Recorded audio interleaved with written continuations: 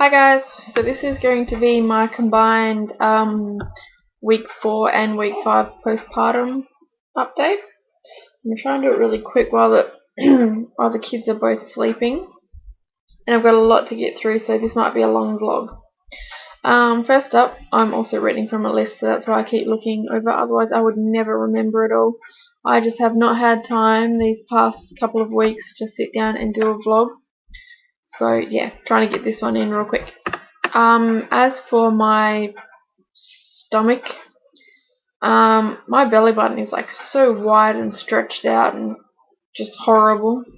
And my stomach, I don't think it's going down any further. It's still that little gross flabby pooch at the bottom. The linea nigra, I think it looks ugly now that it's like not all stretched out. It looks like my stomach's dirty, sort of thing. It looks really horrible. And it doesn't really seem to be fading, it's just sticking around. I'm not gonna lie, I'm like actually really worried that my stomach will never be anywhere near what it was before I got pregnant, so that is an actual worry of mine. As for my stash of breast milk, I've got 2 drawers in the freezer completely full, and in the fridge I have about 5 feeds of fresh breast milk, because I've actually started feeding her the fresh stuff and just freezing like the oversupply that I've got, so I don't have my entire fridge full of fresh milk. I took a little video of sort of how much I have, so I'll insert that here. Okay, so this is my stash of breast milk so far, I suppose. I've got all that in there, in that drawer. That drawer is full, and as well as this drawer. Oh, it's so heavy to open. This one is full as well. That's my frozen stash. If I go back there as well, so there's 2 sort of levels, I suppose. Oh, that's in the freezer. And then in the fridge we have, this is all fresh stuff because I've started feeding her fresh milk. So I've got 2 of the Advent, what are they, VF cup thingos, whatever, and 3 feeds all ready to go. And then this is just a little bit left over from pumping. As for my nipples and pumping, my nipples have continued to be like really super sensitive, and they've got like blisters where the skin just looks sort of white, sort of thing. I can't stand them being touched at all, like any part of my breasts I cannot stand being touched.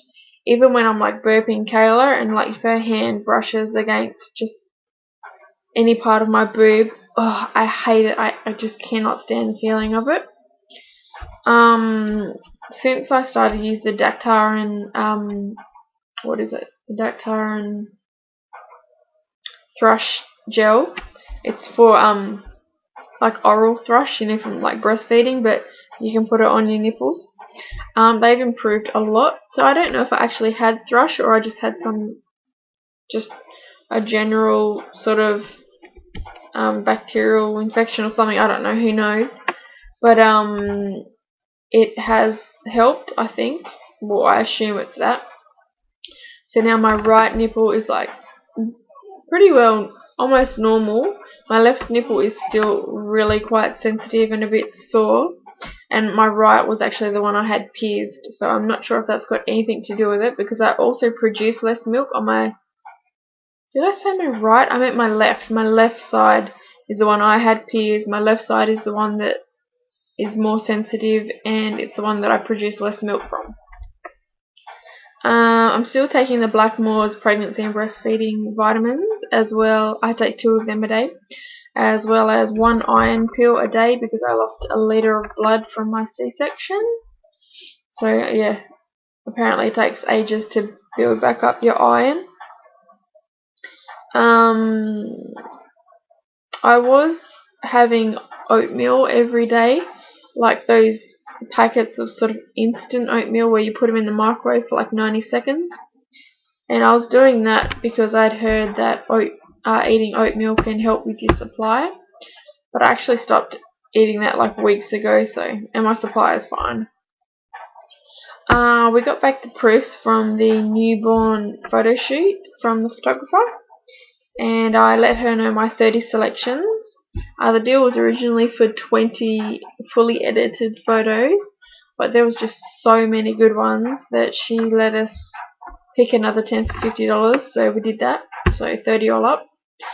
She's finished fully editing them, and she's sending me the disc of the images this week or next week or something. Kayla's swing just died. The battery's just run out, so I hope she stays asleep.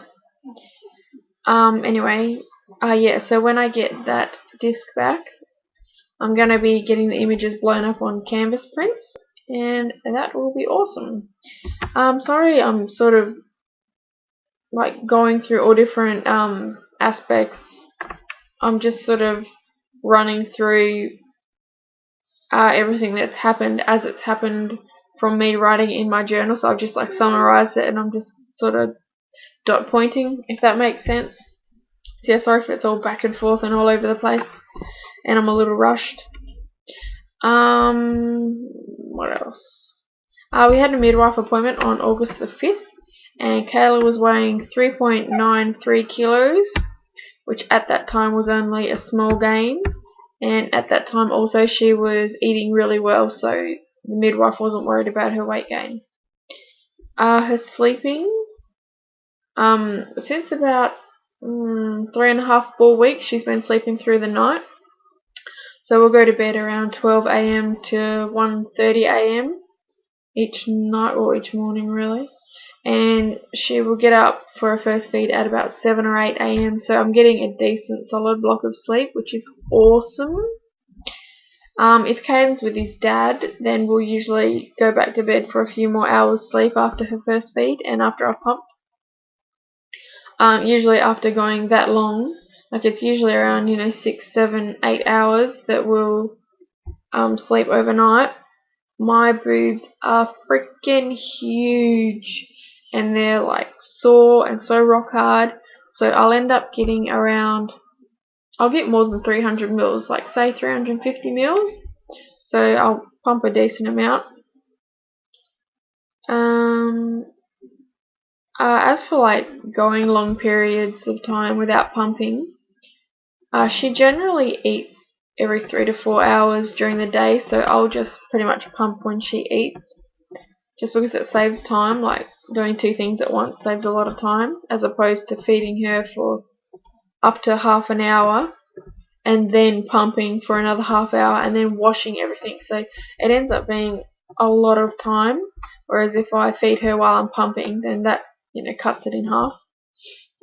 So yeah, anyway, back onto going long stretches of time without pumping. I am a little bit worried it's gonna affect my supply, but as yet it hasn't. So I don't know. If I sort of think it is starting to affect my supply, I'm gonna pick up the pumping sessions, like do it probably 3 hourly during the day. Just because every now and then, like if there's something else we have to do or we have to go out of the house, like obviously I take a bottle for her, so it's no worries feeding her, but taking my pump and finding a place to pump and then being able to store the milk till I get home is just, it's a lot. So I pretty much, if I'm going out, I won't take it. Or there was one time I actually forgot to take it, so my pump, that is. Yeah, so those stretches of periods of time without pumping for like 5-6 hours, they do worry me in regards to how my supply is going. But so far there has been no drop. So, and I mean, I guess I've been doing this for about a week now, like sleeping through the night.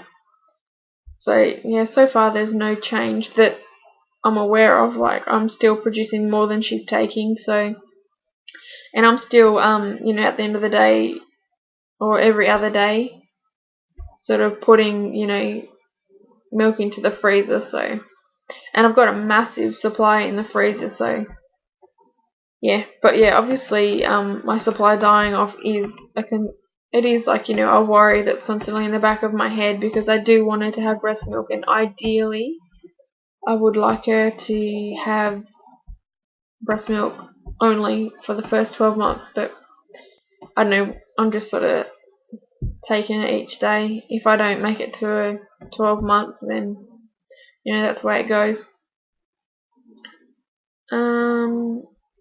I'm pretty sure the other day she gave me a proper full-on real smile. I was just about to change her nappy. It had been about 3 hours since her last feed, so I'm assuming it wasn't wind. And I was just talking to her, and she just... Caden's stirring, and Kayla's also stirring because their swing stopped, so I've got to get through this really quick. Yes, I was changing her nappy. She had her last feed about 3 hours ago, and she just gave me the biggest smile, and, you know, smiled for like a decent amount of time. So I think it was a smile, but who knows. But lately she's been giving like heaps of smiles, and she's even starting to do like little coo sounds, like she'll do one that's like sort of thing. So that's really adorable. I love seeing the smiles, and, you know, obviously with having one hearing impaired child, seeing another child so young already starting sort of early speech is really great for me to see, and it's really, yeah, I'm proud to see her sort of, you know, already taking those steps and sort of already on the speech development track sort of thing. As far as her wind issues go, I started with the Advent bottles, and then I tried the Tommy Tippy. I'm probably going to do a separate video on bottles, just because, you know, just to share my opinions and my frustrations, because there's a lot to say, and it's just like a whole different topic. Yeah, so after the Tommy Tippy, I tried the Nook, whatever. And that bottle did not work for us. I really like the bottle. I think it's pretty and it's cute, and the teat looks really cool, but she just was not having a bar of it. She didn't seem to know how to suck the milk from it, so that was a big fat no. I think I tried it about twice, and both times she did not know what to do with it, so I just gave up and went back to the Tommy Tippy, because that's all I had. I mean, I've got the Advent bottles here, but yeah, whatever. I was using the Tommy Tippy.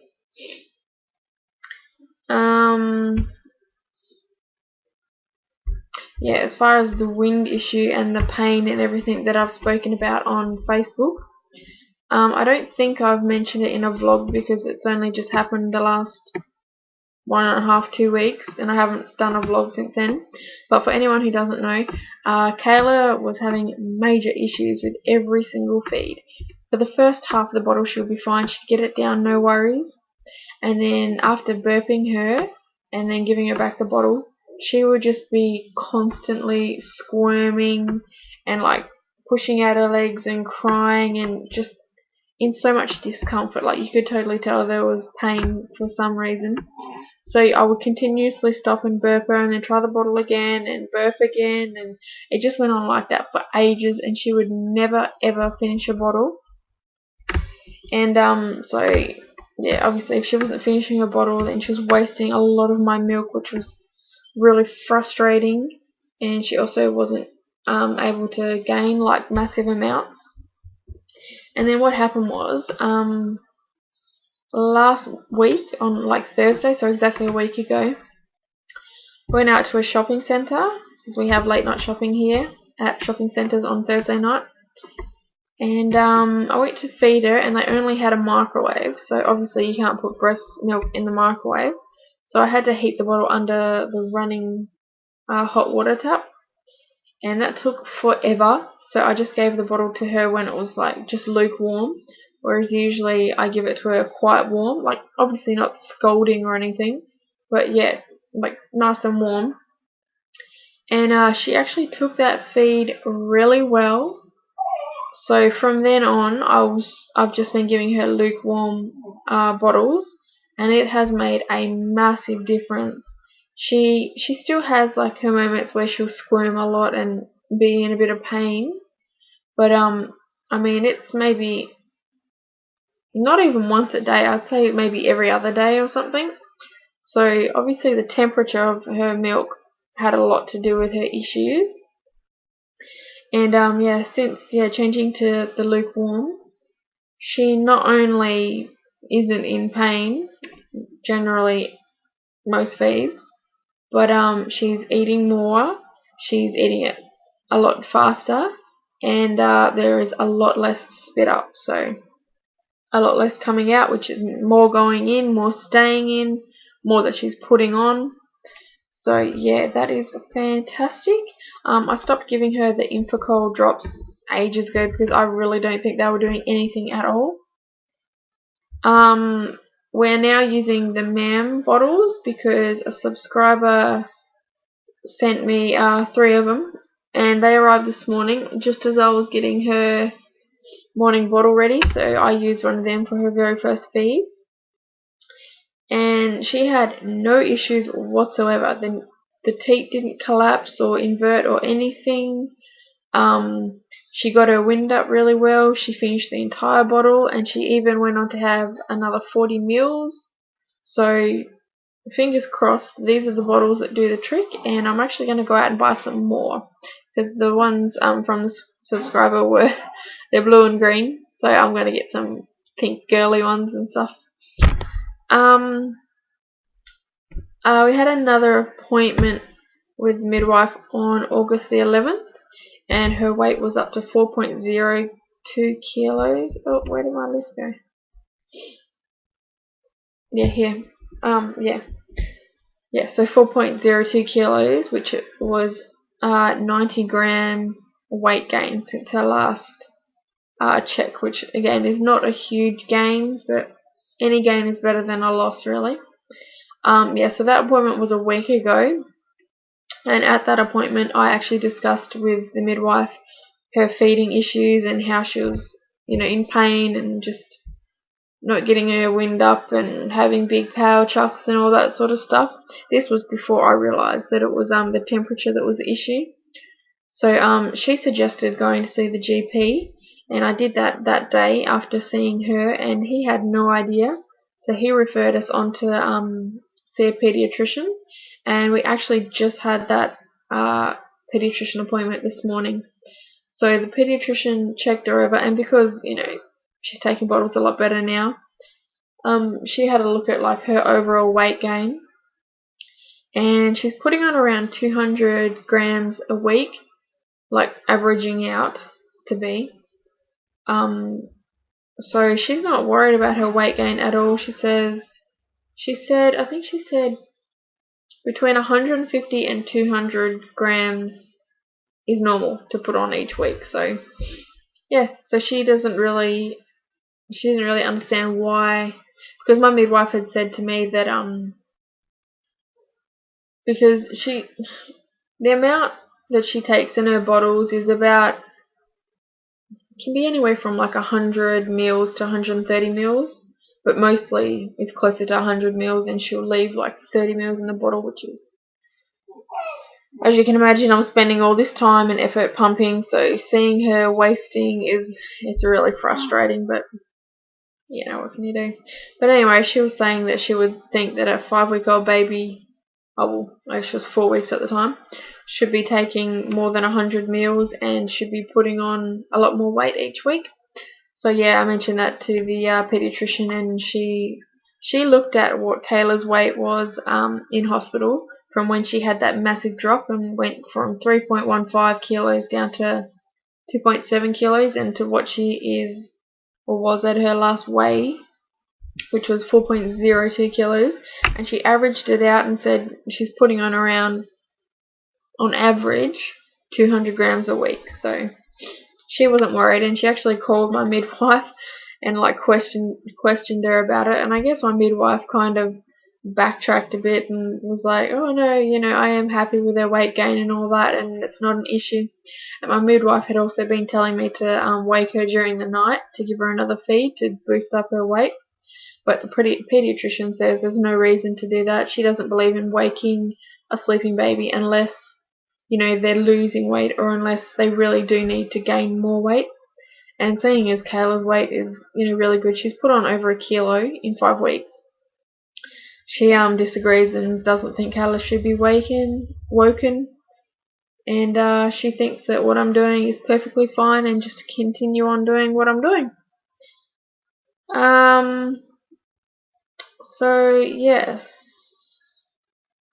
While we were there, she also checked on Caden, because Caden is very sick at the moment. It's the same old thing. He's got a cold, so he's having breathing, asthma issues.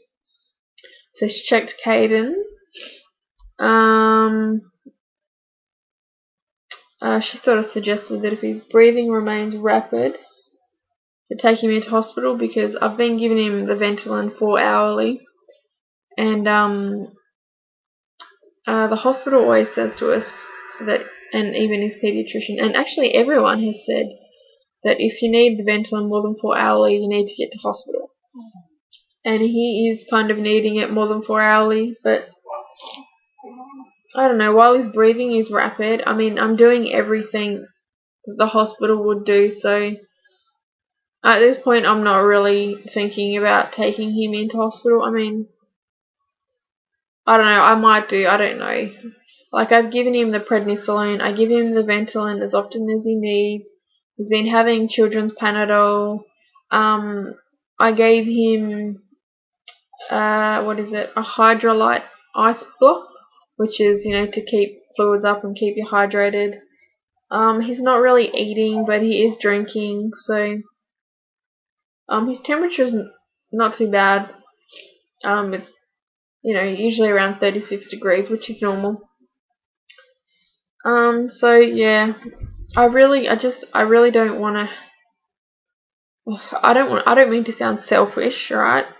But I don't want to be stuck in hospital for hours if they're just going to send him home again, which they most likely will, because I'm doing everything here at home that they would be doing there. The only difference that they would do there is give him oxygen if he needs it, which I don't think he does need. I think his breathing is pretty well fine.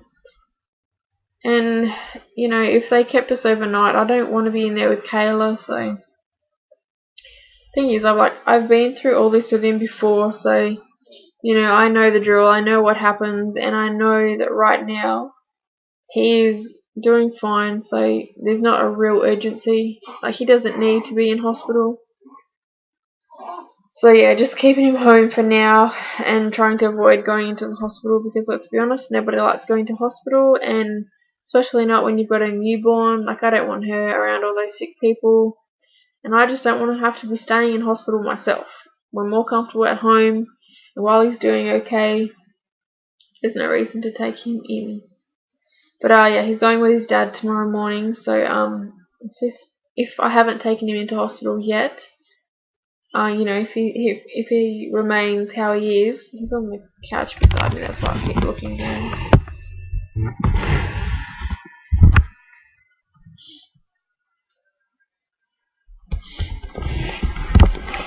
Yeah, so if he remains how he is now, then yeah, whatever, I don't know. See what his dad says tomorrow, if I haven't already taken him into hospital. Ugh, that was really long-winded.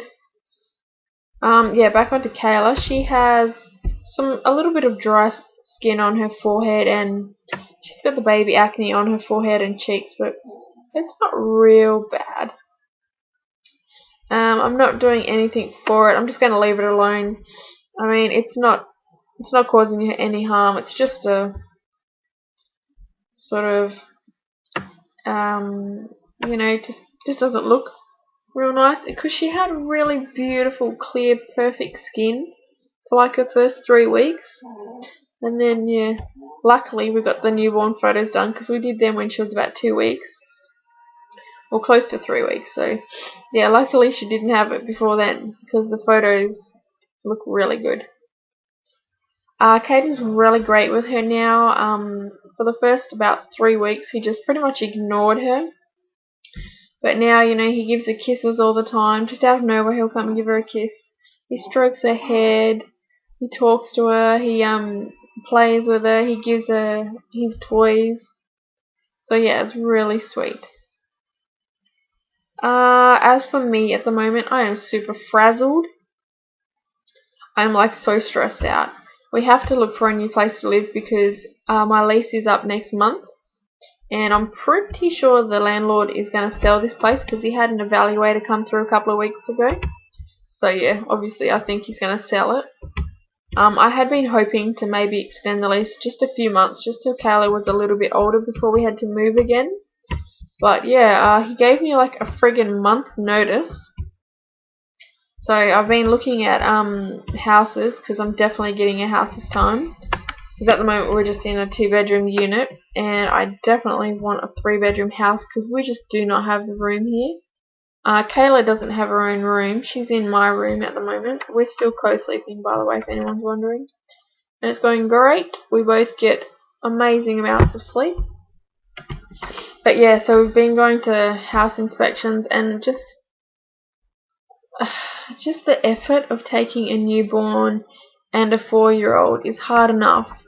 But when, you got to feed a newborn every few hours, and Caden's sick, so it's just making my life really difficult at the moment.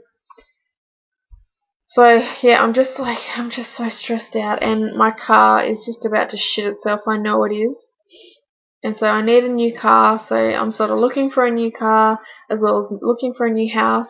And I need to start packing, but I keep forgetting to go out and buy duct tape to, tape up the boxes. Thankfully, I kept the boxes from our last move, so. But yeah, I have so much to do, and there's just so much going on, and, I need to stop whatever I'm doing every few hours so that I can feed Kayla and so that I can pump. And everything is just, I feel like I'm juggling so much, and I've got so much on my mind that I'm just really frazzled, and I'm just really stressed out at the moment. But yeah, I know everything will work out eventually. I applied for a house yesterday that I love. If you're on my Facebook, you'll have seen a photo of it. It was a 3-bedroom house. It's nice and small and neat and modern. And it would just be so perfect for us. It might be a little on the small side just because I've got all my business stuff. But a smaller house means there's less for me to clean, so I'm happy with that. Yeah, so I did call the real estate agent about that house a little while ago, and he's been so busy that he hasn't had a chance to go through the applications. So I'm hoping that he can do that later today or tomorrow, and I find out really soon, because I tell you what, if I was approved for that place, it would just take a massive weight off my shoulders. It give me, a few weeks to be able to pack and clean this place, and just enough time. So I guess that is it. I'll do a belly shot, but I warn you, my belly does not look great. Yeah, and that's it. And I will hopefully see you for 6 weeks postpartum. I'm actually 5 weeks and 2 days postpartum now. I'll show you Kayla real quick.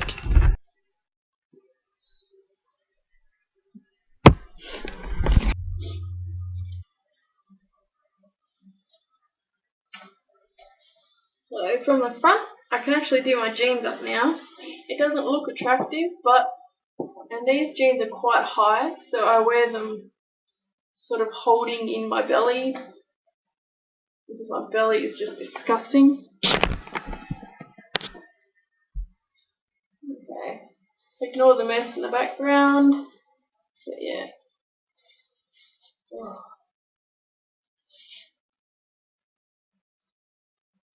On the front, it's all gross and pudgy. Ugh, not firm at all. And sucking in.